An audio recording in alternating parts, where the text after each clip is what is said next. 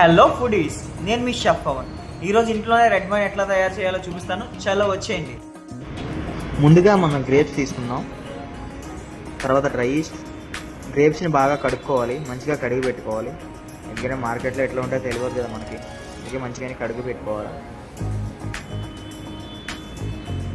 తర్వాత ఆ గ్రేప్స్ని ఇంకో కంటైనర్లోకి ట్రాన్స్ఫర్ చేసుకోండి.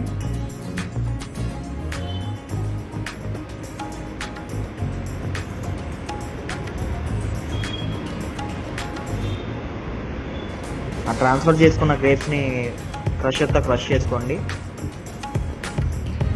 మంచిగా క్రష్ అవ్వాలి గ్రేప్స్ అనేవి. ఒకవేళ అట్లా క్రష్ కాకపోతే చేతితో క్రష్ చేసుకోండి.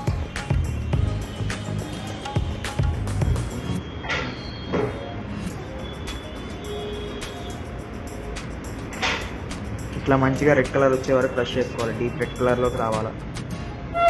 గ్రేప్స్లో ఉన్న జ్యూస్ మొత్తం బయటకు వచ్చేయాలి. తర్వాత దాల్చిన చెక్క, కార్డమన్ యాడ్ చేసుకుందాం. నెక్స్ట్ హాట్ వాటర్లో పెట్టుకున్న డ్రై ఈస్ట్ని పెట్టుకుందాం. తర్వాత కొంచెం వాటర్ పోసుకొని దాన్ని అట్లా కలిపి ఉంచుకోవాలి. తర్వాత కొంచెం షుగర్ యాడ్ చేసుకుందాం.